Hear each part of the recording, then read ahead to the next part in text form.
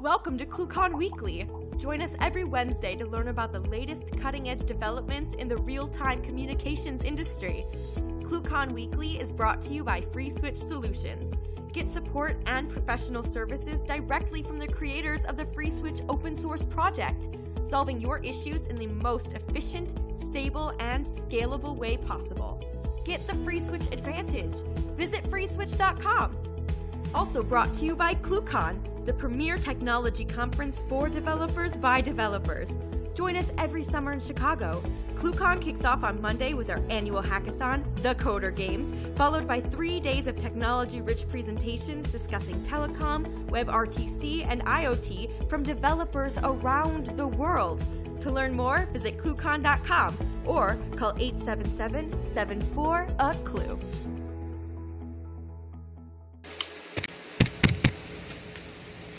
Good afternoon, everybody. Welcome to another edition of ClueCon Weekly. Today is January 24th, 2018, and our featured guest this week is Michael Graves. Michael Graves has been around the FreeSwitch community for a few years now, and we look forward to hearing about his latest ventures as a technology enthusiast. So before we listen in on our guest interview, we will go ahead and head over to Kathleen King for the news. Thanks, Josh. Hello, and thank you for joining us today on ClueCon Weekly with our guest, Michael Graves. If you have any questions during the call, please comment in the YouTube, HipChat, or IRC channels, and we'll try to answer them during the call.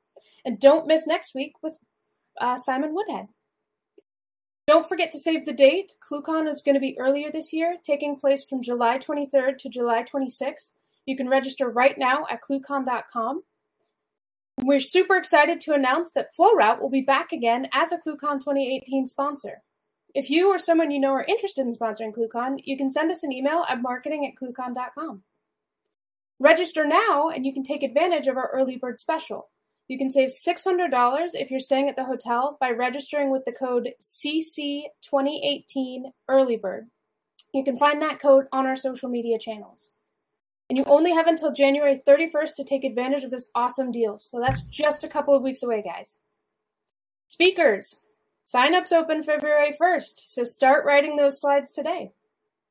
Additionally, in February, the team is heading to Fort Lauderdale, Florida for IT Expo. We'll be offering a free full-day training before the conference on February the 13th.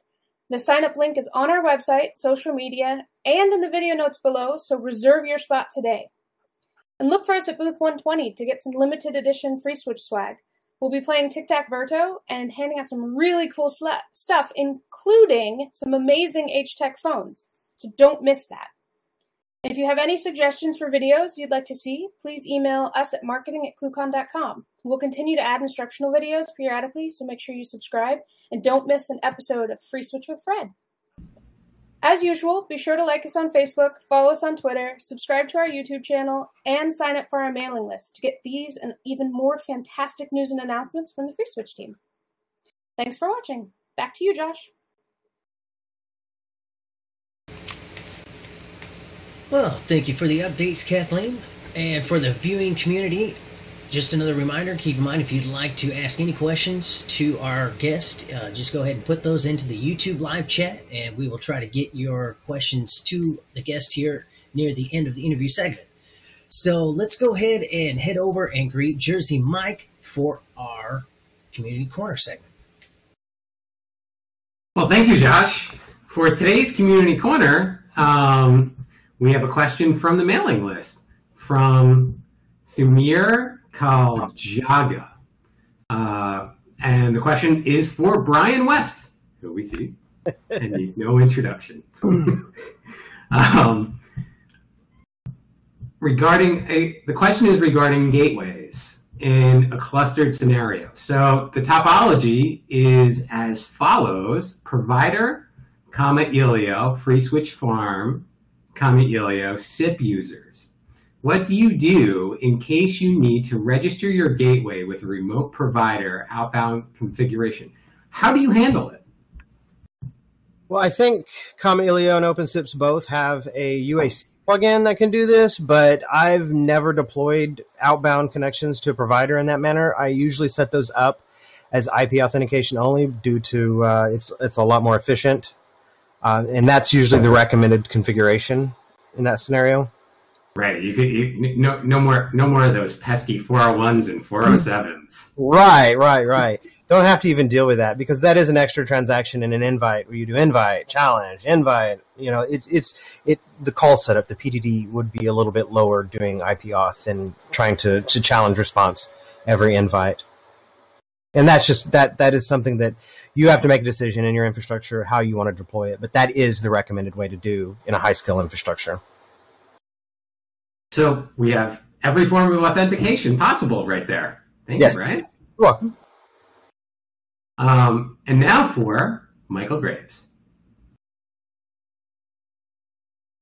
Well, hello, everybody. Hello, Michael. How are you today? I'm pretty good. Thank you for having me. I'm not accustomed to this sort of attention.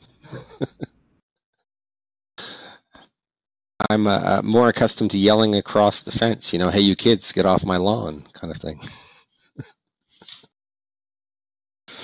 Well, you have a very personable voice, and we get to see you all the time on the VUC, and we're very happy about that. Yeah, VUC has been fun. It's been a long run. It's been a long time. It keeps me playing with new toys, which is kind of what I'm all about. So that's cool. I don't know. Do you have questions, or do you want me to dive off into some mild rant? Rants are always very much welcomed, as long as they're happy rants. Well, pretty happy.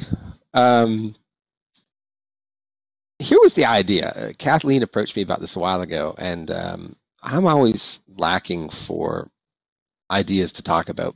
I'm not a software developer, so I'm reluctant to submit papers and things like that, because much though I like to go to the functions, they're largely social, but I learn so much from hanging around with the crowd, right? And my background is a little bit different from the crowd, which is fun. And so I come from a broadcast TV background, and I spent, guess what we now call a lifetime doing that. 20 plus years of producing commercials, producing programs, and then ultimately transitioning to helping other companies deploy technology to do this sort of thing. So you're very familiar with the broadcast MCU type configuration. And Yeah. Well, and this is, there's this convention in April every year. It's the National Association of Broadcasters Convention. It is the one big trade show for the TV business, movies as well. And I went to that like 23 or 24 times, almost in a row. And they've had repetitively one big theme, and the theme was convergence.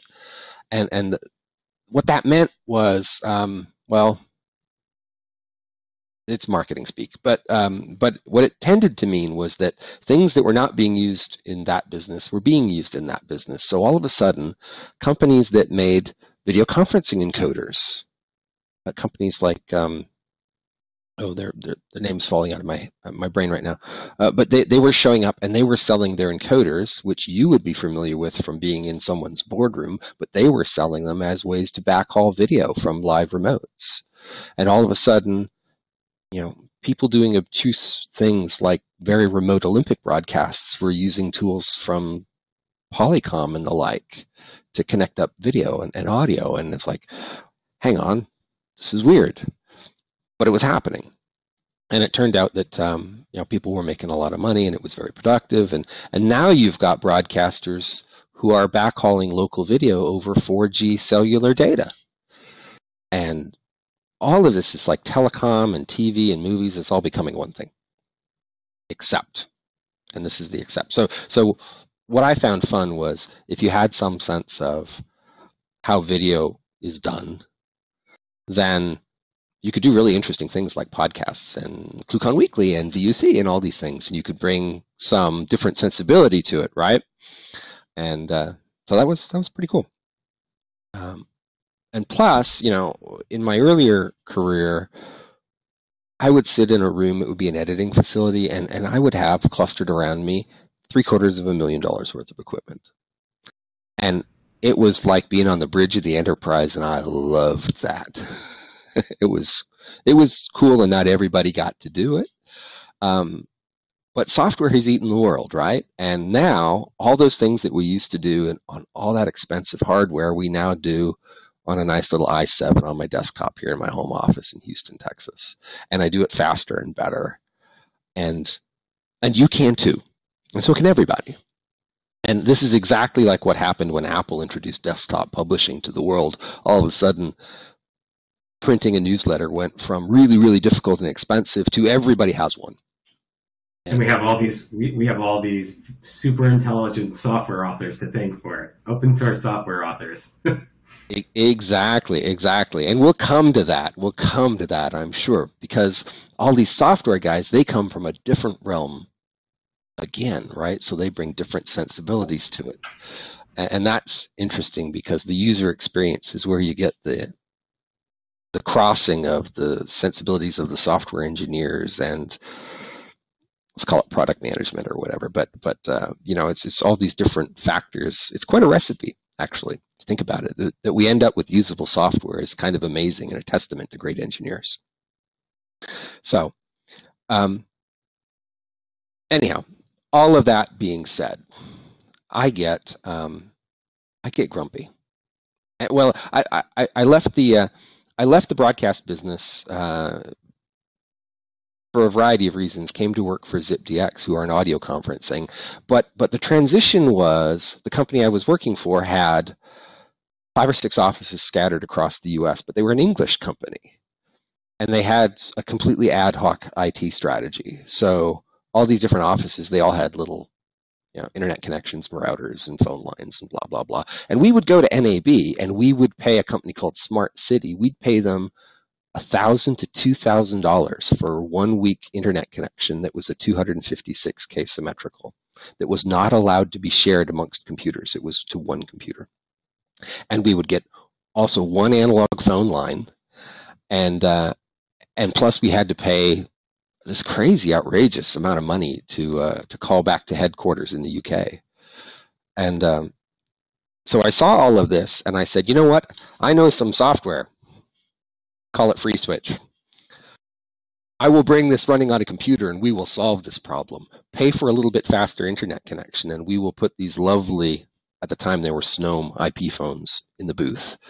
And lo and behold, we saved about $5,000 in IT and telecom costs by using voice over IP to backhaul our phone calls to England so that all of our English staff could call home and woohoo, I'm a hero. And that was on a per monthly basis. Well, right? This was a trade show thing, so this was a once a year kind of thing, but it saved a bunch of money. But what it did was it got the company looking at my home office here in Houston and comparing my telecom and IT costs to all of the other ones around the U.S. And they realized I was spending about 1/5 of what everybody else was spending. And so they said, you, Michael, you're now responsible for all those others. Fix it. So trial by fire. Yeah, we went from, Michael really likes IP phones and he tinkers with software when he's not traveling, to we've got Polycom devices deployed. Well, it started out across the U.S. and then it ended up being in the UK, and then it ended up being in other parts of the world too. We basically did an IP overlay where, while they had a traditional PBX at the factory, they had IP phones everywhere else. It was all interconnected, and we were saving a ton of money. And you know what? This is gratuitous on my part, but we were doing HD voice, and HD voice has been a passion of mine for about a decade. Anyhow, it's all good.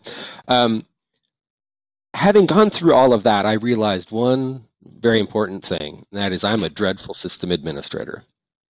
And so I was causing more problems with my software configurations and lack of experience and lack of time and all this kind of stuff.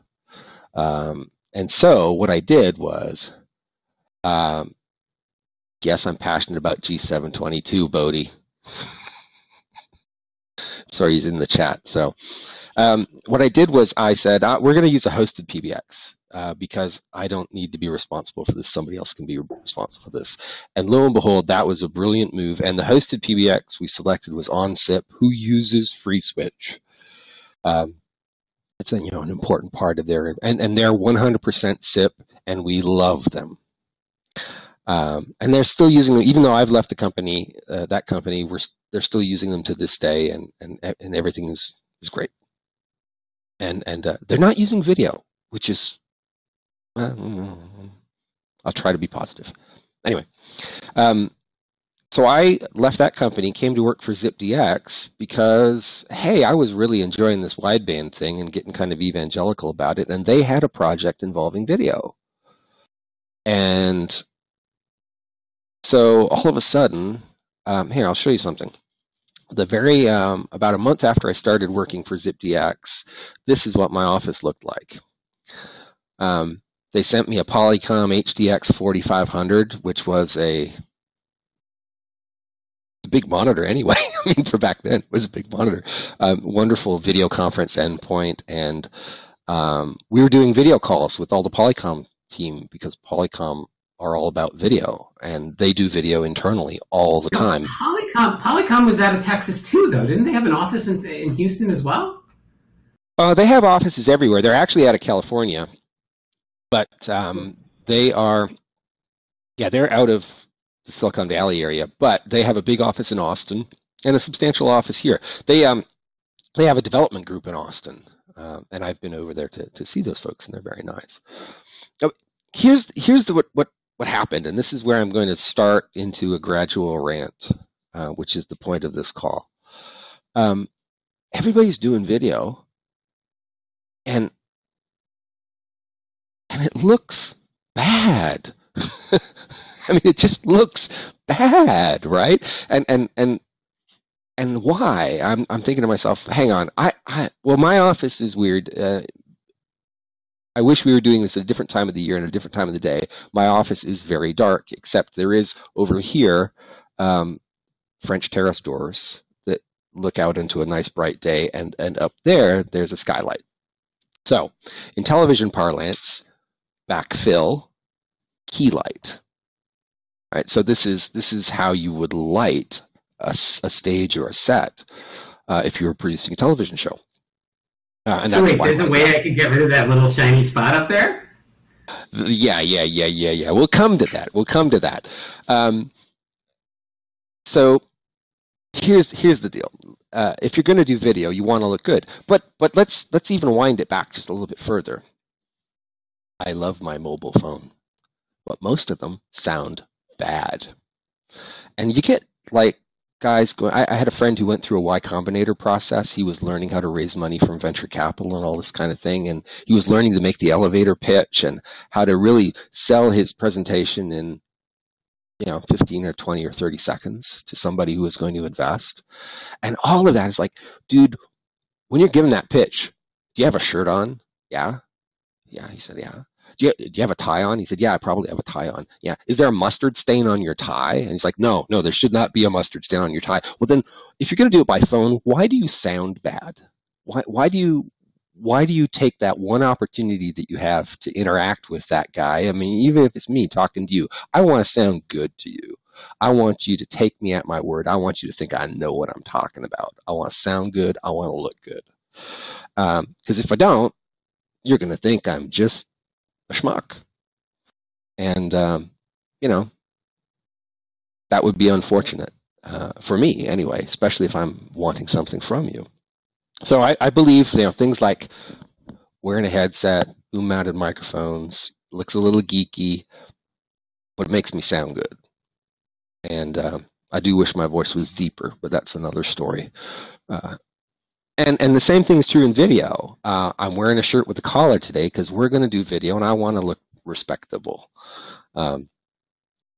Notwithstanding, Brian is wearing a T-shirt, but that's okay. Brian is high enough up in the organization; he doesn't have to please anybody, I suppose. So, anyhow, sounding good, looking good. It's all. So, for example, I see people, and they are Polycom people in these cases, right? And they're running like a client like this on their desktop, and they have a nice company-issued laptop, and here's what it looks like. It looks, where we go? It looks like this. And you know what this is? This is the webcam on my 4-year-old Lenovo. It's sitting behind my monitor, and I'm just using it as a webcam. This is the built-in webcam. Now, the point I'm trying to make here is that it doesn't look terrible though. It seems pretty good. The picture that's coming through it's a little dark, but I feel like that's because the current lighting in here is decent. If it were, hang on just a second, I'll do something else here. I'm going to do that. I'm going to do. That's what it would be like on a typical day. In like December, when the days are a lot shorter, it would be darker. And the long and the short of it is, in reality, the built-in camera on your laptop or your iMac or whatever you're using, they're pretty junky. And so I recommend to people, and here I'm going to do a switch. Boom. That's an external Logitech mounted at the top of my monitor. It's just much better video. Now, if I'm pitching you, if I'm trying to get you to give me $100K for my next project, I want to look as good as I can. The grainy, noisy, built-in laptop thing is a matter of convenience. It's easy enough, but it's worth the $50 to buy the Logitech to look better, and also to not have it mounted in a place where it's looking up at my chin, right? So that's why the camera's up here and not down there. And that's why the Dell XPS, their fancy new laptop, I have some cousins who got them. They're beautiful laptops, but because of the way... I use that laptop, by the way. You do? Okay. Yeah. And it has the web, and it has, this is not an XPS, this is and it has the camera like right down here above the keyboard. Mm-hmm. Yeah, that's guaranteed to make you look overweight, right? I mean, it's because it's looking up at any kind of a double chin, it's going to magnify it. They say the camera adds 20 pounds. Well, in that case, it's more like 40. Great laptop. But I think the reason why they placed it there was for them in particular. They have like that edgeless screen.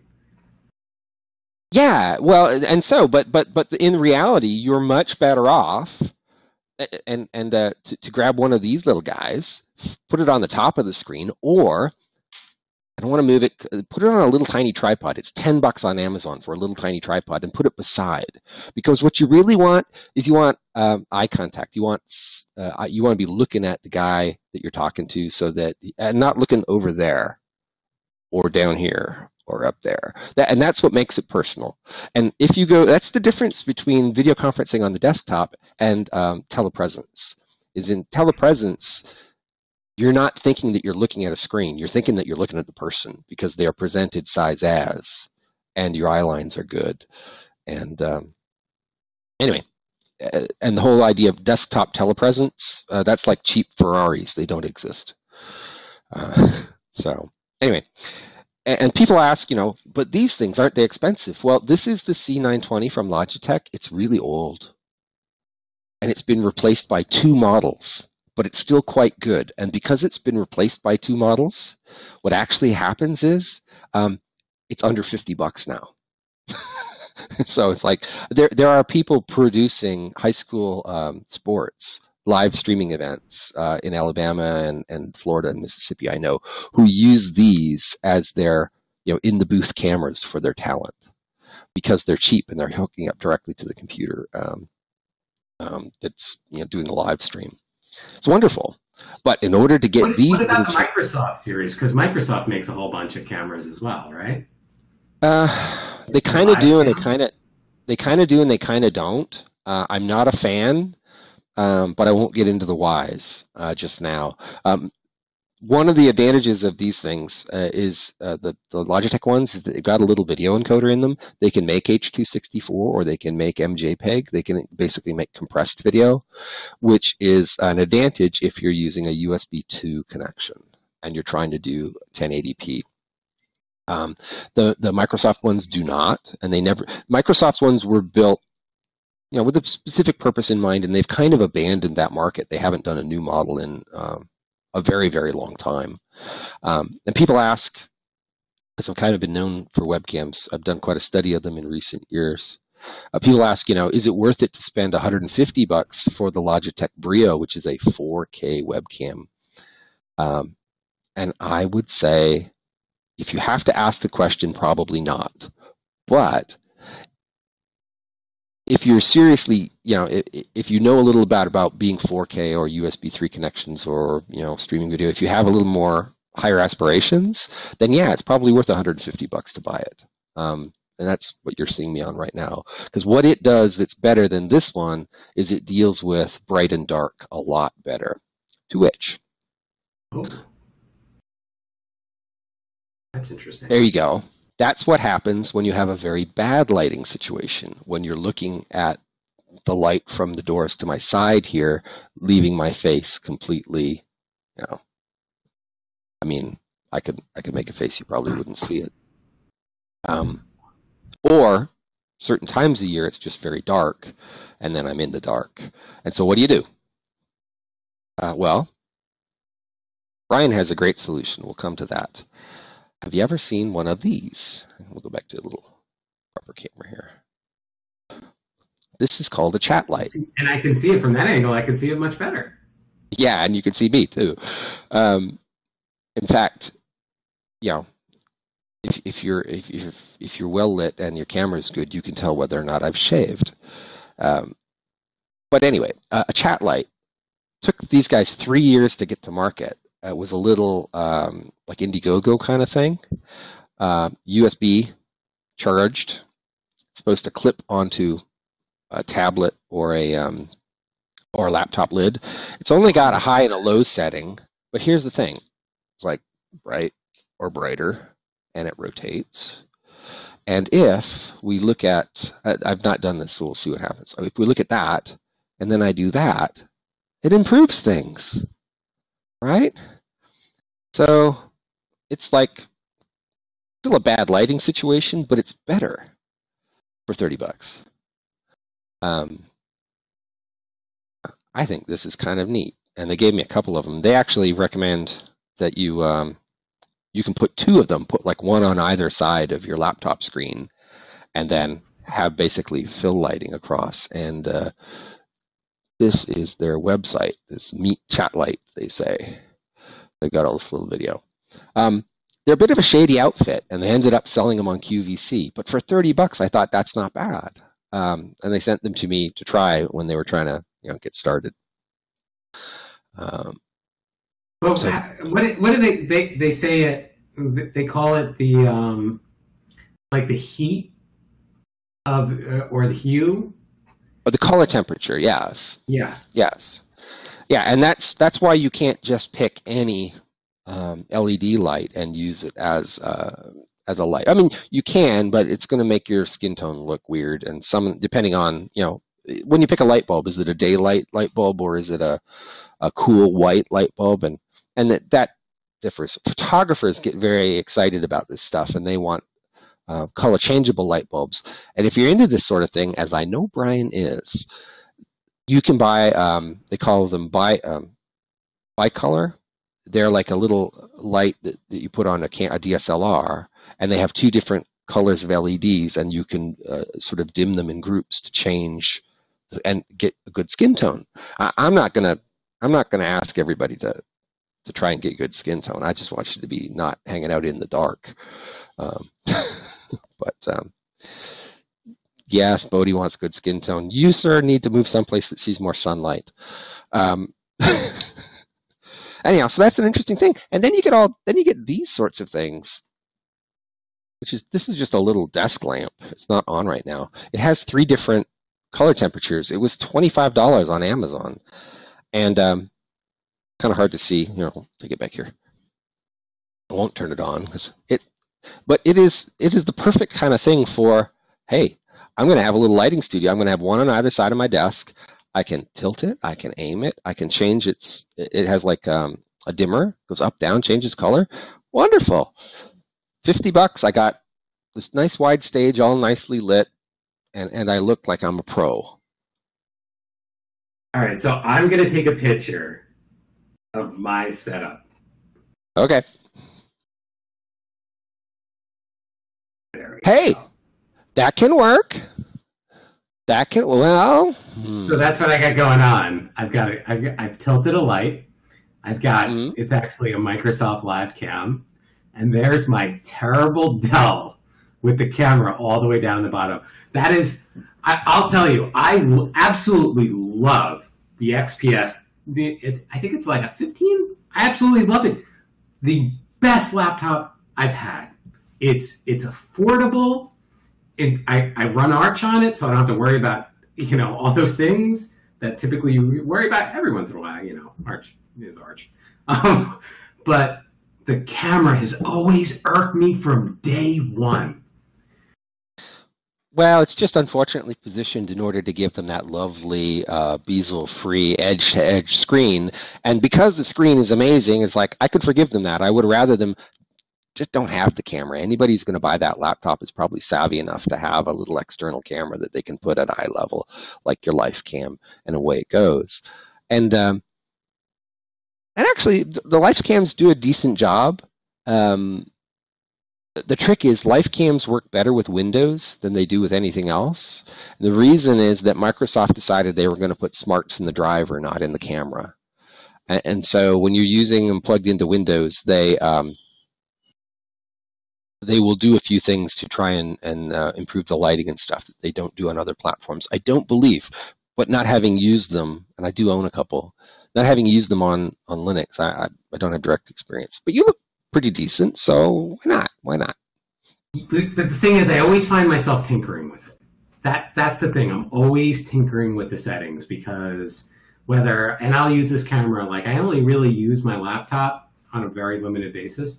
So I'll swap this camera between the desktop and the laptop, and it's a constant disaster of making sure that those settings are right. And you can never really get it. It would be nice to have something that's a little bit more automated. And before I actually found the GNOME application that adjusted it, I mean, it was disastrous. I didn't even use the camera for a year or two because it just looked like, I was in like heaven. Like everything was just perfectly white. There was a weird thing about that one, and this is quirky. A lot of the audience won't care, but Skype could do things with that, and this is why Microsoft kind of offended me. Skype can do things with that camera that no other application can, because it basically reaches directly. It knows more about how the camera works, and so that camera is not supposed to have an onboard encoder, but Skype can pull encoded video off it, and so Skype gets better results than other things do, which that annoyed me. But the other side of it was, you know what that camera is perfect for? Because there's some musicians in the house, I gather. Speaking of free switch wide, I've seen people take that camera because of the way its little flexible mounting arm is.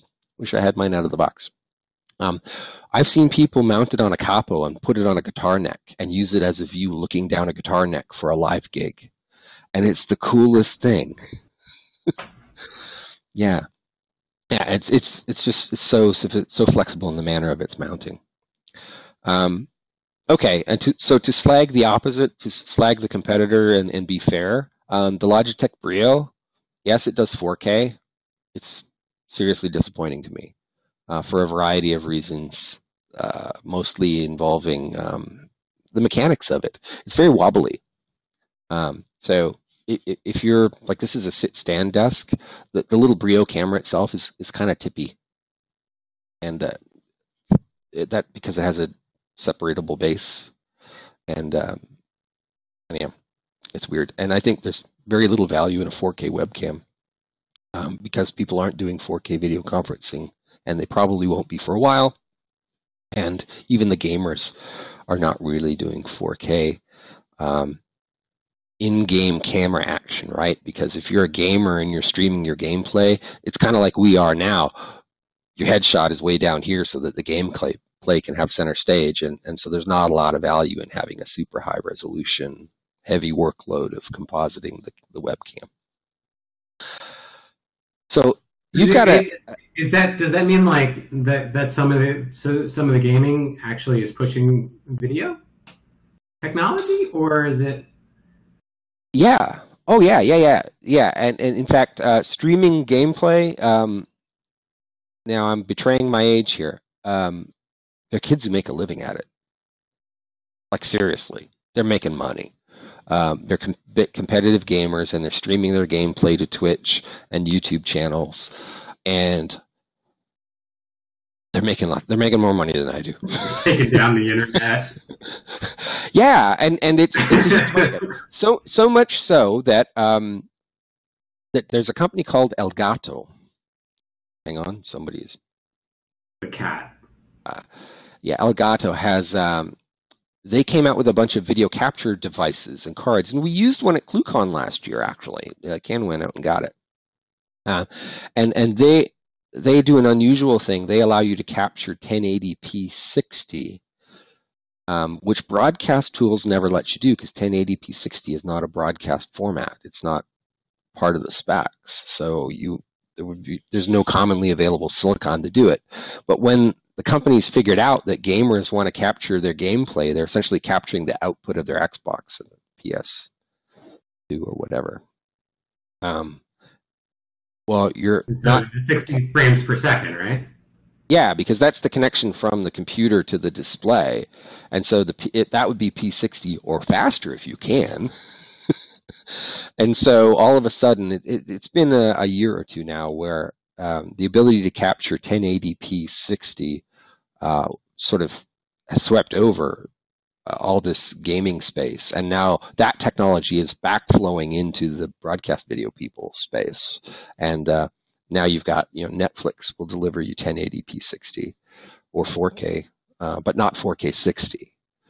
So anyhow, that's all very technical, very geeky stuff. But yes, gaming is a huge market, and what's it called? XSplit.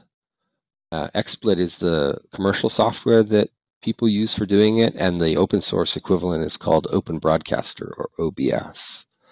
And they're actually pretty cool. I would encourage anybody on this call to download OBS, which is available for all platforms, and give it a play. Because if you want to do this kind of picture-in-picture to webcam stuff, nice graphic layering, and do it all on your own little computer right there, OBS will do it for you. Very cool. So how, if somebody wanted to get started in broadcasting, what's the best way to do it? So like, not broadcasting like, broadcasting to like YouTube or something like that. Like, let's say I wanted to open up my own YouTube channel and start playing, whatever Halo. How would I go about doing something like that? Or just not just even game centric, but just any type. So what's the best way to get into? There's an old joke that says, "How do you make a small fortune? You start with a large one." Which is kind of wise, but honestly, you just need a decent computer, and not even necessarily that. It kind of depends what you want to do, right? If you want to do live stuff like this, just a decent computer, a better quality webcam, some reasonable lighting, reasonable sound, away you go. No problem, right? You're not going to make a ton of money, but it kind of depends. If I don't know, you're the leading voice of the left, and you want to have a YouTube channel, you could do it. It's not that hard, and people are doing it all the time, which means that standing out is, for quality content is the challenging part. It's not actually getting the video up there. I would say I would avoid this, but this is just me. There are people who actually just take their phones and they do this thing, it's the video selfie, and then they do the la la la la la. Okay. There are some young ladies out there who do like makeup channels, and they sit and they do their own makeup on their phone while they're on their phone, and basically it's because they're very good at it, and then they inform other people how to do it. And so you technically don't need anything. If the question is a little different, if the question is how do I alter my presentation so that I can do other things conveniently, like plugging my friend's show while I'm on somebody else's show, or plugging this event that I went to last year. Well, this is a piece of software. I'm not using Open Broadcaster, but I'm using a commercial piece of software called vMix. It runs on a computer. It's not hard to use. Starts at about $60 in this case. And here's the thing. All this desktop video production stuff, there are huge and very energetic and enthusiastic communities out there of people, whether it's a particular software company's forum or YouTube support stuff, which they're a little weird, but like the vMix software that I use, they have a fantastic user community, both in their forum and on the Facebook user group. And so you basically just dive in. Have an idea for what you want to do, and then start doing it, and you'll learn, and you'll get better. Because people like me will come along and go, "Oh, you shouldn't do that. You should do this," and turn up the lights and get a better microphone. I remember because a couple of weeks ago I actually asked you about your headset, because one of the things was I was using a Bluetooth. It was actually Beats, right? It was a Bluetooth Beats headset, and there was a lot of delay with it.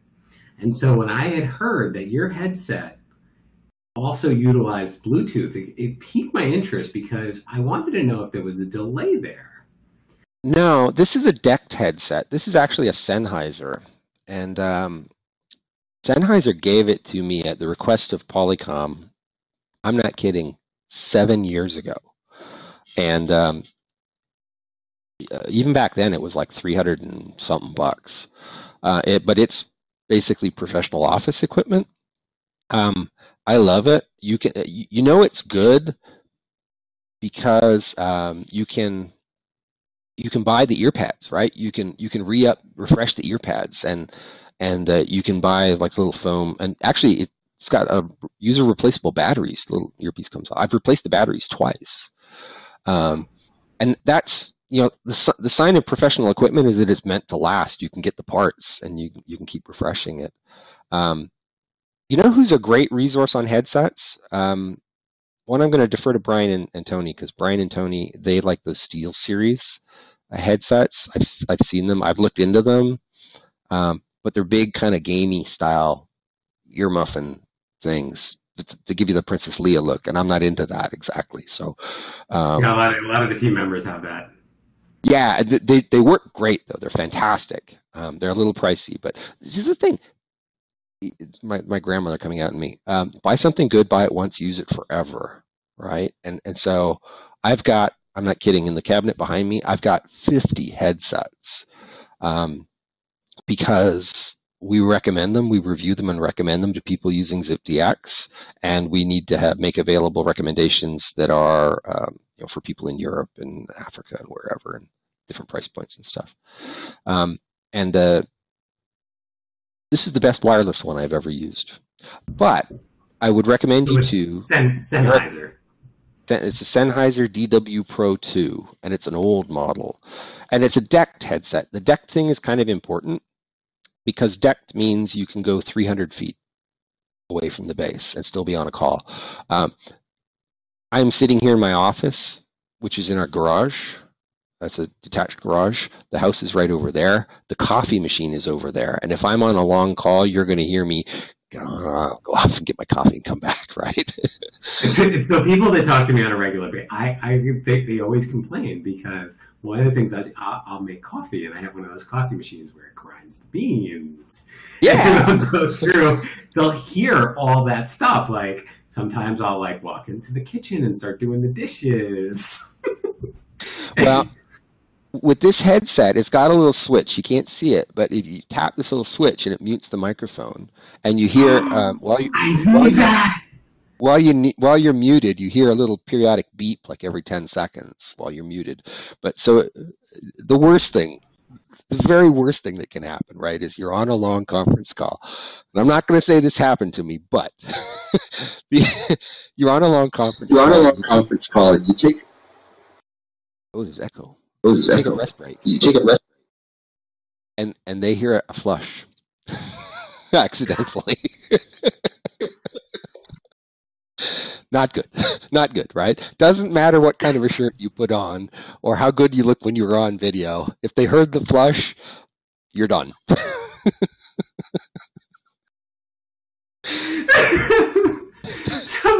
So I see that Polycom back there, right? And so I use a Polycom 600, 650. I don't know exactly what model number it is, but it has Bluetooth in it. And so I just found an old Bluetooth headset that I use, and it goes right in my ear, and that's what I use the whole day.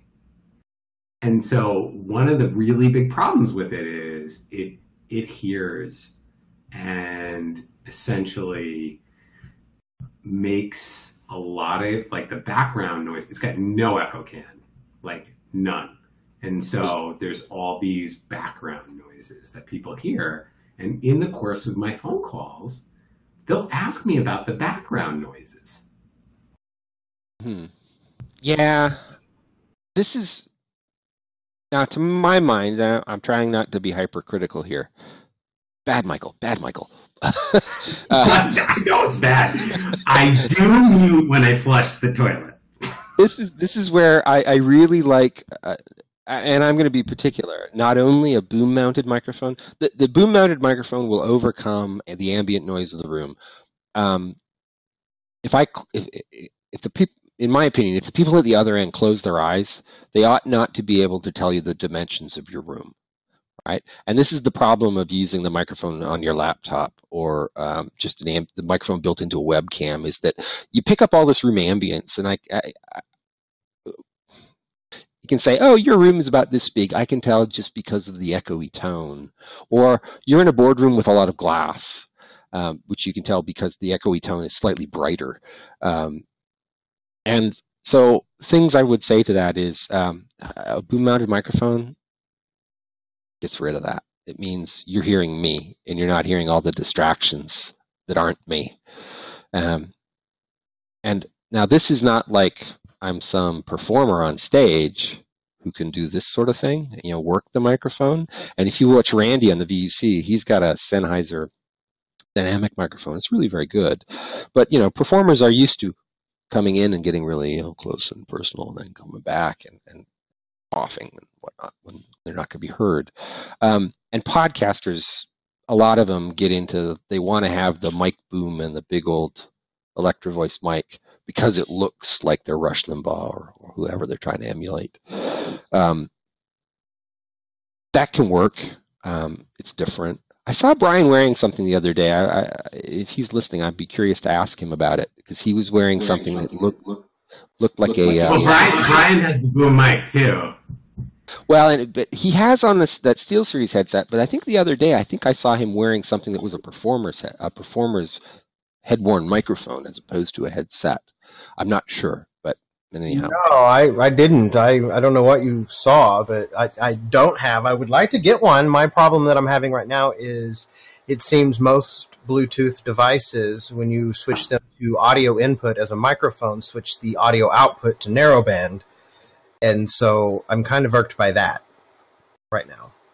Yeah, in order to get around that, you have to buy something that is in fact designed for enterprise use. And that's when I was in the early days chasing my sort of evolving passion for HD voice.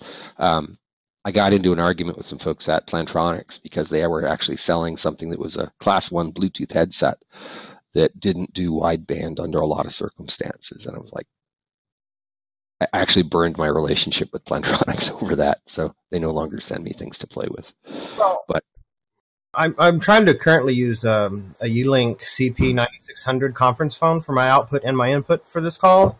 But as soon as you change it to the input, yes, that exact one right there. And I've got the remote microphones for it and everything. But as soon as you switch it to the input for the mic, it changes the Bluetooth to narrowband output, and it's just very annoying. Incidentally, I've not used it Bluetooth-wise, but we at ZipDX have just started recommending these, and not only this one, but we buy them with the 2 extension microphones for them, the wireless decked mics. It's the first thing we've seen that's a suitable replacement for the venerable Polycom IP7000. I have one of those too. Those are really awesome devices. Just so the people can see in the video, that's one of these. Yeah, But I have an older. I think it's like a 2000 or 3000. It's the one that has a little bit more rounded edges.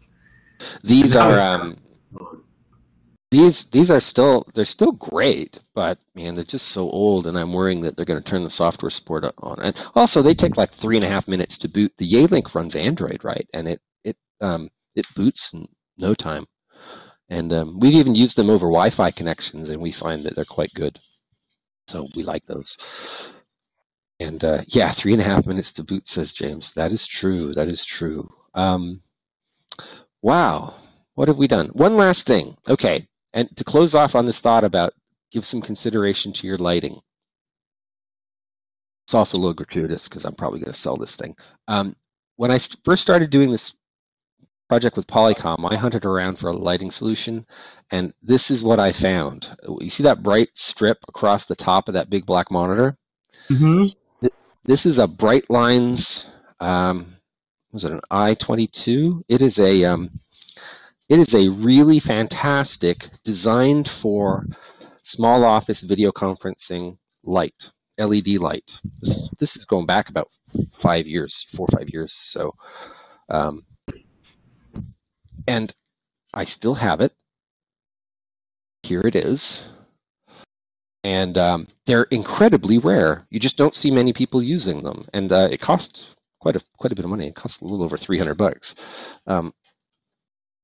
And they come with a dimmer. And basically they clamp to your desk, or there's actually a Visa mount. They can clamp to the back of your monitor, and then you turn them on.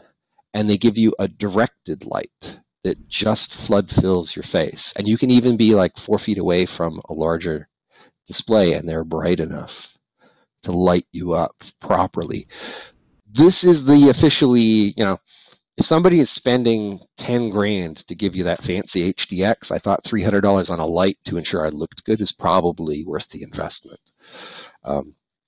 Turns out that I'm probably the only one they ever dealt with who thought that, but anyhow, it's not in use anymore, so I'm probably going to release it to the wilds of eBay. But that's sort of the high-end way to do it, where the high end is $300. And then what I'd like to see is some genius from the community grab a hold of a Raspberry Pi and a Philips Hue light stick or something like that, and come up with some nice little, color temperature controlled hack, because I think that would be pretty cool too, and a way to have a good solution for not a lot of money. Yeah, that Philips Hue system, it's a great toy. Really is. It's a lot of fun to play around with. Yes. Alexa, turn on the office lights. Turn on is not supported currently.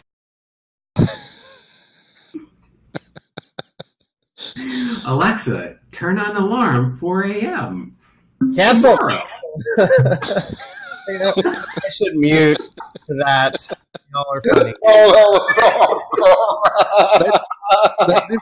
Let this be a lesson to you. This is why you want to wear a headset, because she can't hear you if you hear that if she's on a headset. This is Anyhow, that about winds me out. I've about said my piece. I just think if you're going to do video, pay some attention to how you sound and your lighting so you look good. And it's like if you're going to do a podcast, try to make it sound good. I see professional telecom pundits doing podcasts over dial-up phone connections. And, if your podcast sounds like G711, you're doing it wrong. That is true. All Yeah. right, well, thank you, Michael. We're kind of running up on the hour, but do we have any questions from the community? Anyone want to pop in? I know we've actually had a couple, and I've been reading them as we go along. Oh, we have so JB left a little comment, and he wanted to talk about the Sub 2R. You know, that's going to be an interesting camera. It's a little pricey for what it is, but you've had Rich and company on a couple of times. It's been Randy noted it when we had him on DC 3 weeks a week ago. Oh yeah, and we had him last week, and they're just getting to the point where they're finally going to start shipping that thing. I think it's interesting. I think it's very interesting. I'm waiting with great anticipation to see what people do with it. That's going to be the interesting part because it's programmable, which means to really do something interesting with it, someone's going to have to program it. And it's got this big old FPGA in there, and I just wonder. Oh, sure, Tony and Brian can take FPGAs and make stuff, and Josh, they can do masterful things with them, perhaps. But it's not like me writing 50 lines of JavaScript and having it turn into something. So I'm interested to see what happens. I think it has great potential though, because that $600, it's sort of $600 or $700, $750. It's professional. People can do robotics and stuff. It's going to be cool. Yeah, the chroma key part is really that's a neat feature. So basically, it just you don't have to have the background; it'll automatically inject it, and then so the resolution is and the way it works in conjunction with other systems is awesome. It's certainly easy to do. I think to get a good result, you're still going to have to pay attention to having reasonable lighting. You're not going to be able to do just anything and have it work perfectly, but that's to be expected. That they're doing it in the camera is quite useful. I'm also the idea that you could hook it up to fiber. That's more useful than anybody realizes, because a lot of these people, the streaming media folks, a lot of them they're trying to be like little baby ESPNs, right? They're trying to put cameras at the other end of a football field when there's a technical limit on how far you can run Ethernet before you have to put a switch in to repeat it. There's a limit on how far an SDI cable can go, whereas the fiber interface means you can put it very distant and on different power and keep it isolated. That'd be quite useful. So. But they have to start shipping them first. Then we can all get one and see what we can do. What about other codecs? So you mentioned G722, but Opus, not Opus. Well, codec wars are over, right? Opus won, and we're all done. I mean, G722 is nice for this kind of telecom stuff because all the browsers, everything supports it, and technically, you can do 722 on the PSTN. Technically. Well, it existed, right? It came from the PSTN. Yeah. Exactly. Yeah, but everything that's Opus, ZipDX supports Opus. But the PSTN doesn't do Opus. I tell you what, though, I've been doing. I got my wife. I've been carrying a first gen Pixel. I'm a fan of the Nexus series and their progeny. And I got my wife a Pixel also for Christmas, and we're on T-Mobile, and they have this thing called EVS, which is kind of like the next generation of AMR wideband. In fact, it's got interoperable modes where it's bit exact for AMR wideband. And I have yet to figure out how I'm going to rig the hardware, but I wanted to do a test because I think when we call from pixel to pixel, we're getting full band because I can hear the intonation of wind noise and things like that I've never heard before over a mobile phone call. I think that's very interesting. So I've got it. It's interesting you say that because I had it was actually a tandem owner, and one of the things they said to me was, "Oh, we do 722," and so in talking with the salesperson there, they were like, "Oh, we do it." And I'm thinking to myself, "Wow, that's not so easy. I mean, at one point it's gonna be transcoded, right?" And they're going, "No, right?" And so when I actually got to the level where I was talking to the engineers, The 722 was just for basically internal routing. Sure, and if you talk to the folks like our friends at OnSIP, they support any codec you want to use between endpoints because the proper SIP to SIP world, they allow the endpoints to negotiate the call.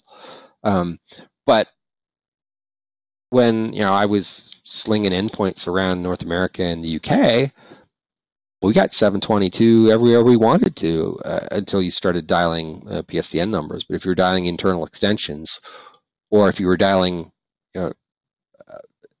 PSTN numbers that we had mapped to external extensions because they were internal anyway, we got wideband all the time. The problem with Opus has been, up to this point, implementations were so widely variable that yes, Polycom phones have Opus capability, but is it variable bit rate? It was hard to ensure that you were going to have interop. The container, right? Yeah, it was in the menu, yes, but it didn't necessarily give you interop. On the other hand, I plugged the new plugging a ClueCon sponsor. Good, Michael. The new Obi-Hi phone. They sent me a phone last month. I plugged it in and I used it while it was so very cold here last week. I was working from our dining room table. And I didn't even pay attention to the codec priorities. And lo and behold, it was talking to ZipDX in Opus. No problem at all. It sounded great. So it's the 2182 Obi-Hi, which is now a Poly-Hi or an Obicom. I'm not sure how that's going to work, but that was my first exposure with configuring an Obi-Hi device, and that was kind of different. Lots of menus, lots of settings, scares the uninitiated. So the things to break. Yeah, and that, just for Brian's benefit, that has a Bluetooth radio in it and also a Wi-Fi radio in it, and it was the first time I did any serious amount of voice over Wi-Fi. I worked for a week and a half that way and never had a problem. So that's pretty cool. Okay, well, thank you, Michael, for coming out. We always appreciate you coming and speaking to us, and we look very happy to do it in the future. Yes, and at a future ClueCon, I'm sure. Oh, and I will be it's just been determined last week that I will be at IT Expo, so I will bounce into some of your team there, I'm sure. Definitely. Yeah, well, we're going to be there, yeah. Booth 120. And Brian, there's training? There's training, yes. Before you leave, Brian, you need to show us your ring light. Oh, let me see. How am I going to show you this? Let's see. Maybe take a picture. That'll probably be the best thing. Because Brian's got a proper lighting solution borrowed from the world of DSLRs. So put me back up on the screen. You'll see. See, this is my camera's in the middle of this, and you can see the reflection of the ring light, and that's adjustable. Yeah. But the camera is mounted to the center of the ring light. Oh, and you got a lot. Is that the PTZ Pro or is that the CC3000? That's the CC3000, but I have the PTZ Pro coming as well. So I'll have both of them. See, all the times when you're talking about a ring light, I didn't realize that the camera would be in the center. Oh, yeah, and it's adjustable. Now, it comes with two different tones. There's a red and there's a white. I put the red on there because it gives you more natural skin tone. It's kind of a pink color. But if you notice, it don't have the bag, under your eyes aren't black. It keeps your face where people can see it. And if I look into the eyes, it makes my eyes pop like real blue. Yeah, so. and that's a proper solution. That's a proper way to do it, and they are inexpensive. Amazon land you one for under $100, I'm sure. Yes. Probably closer to 50. And LEDs have really fundamentally changed that whole lighting business. So, well, back to you, Josh.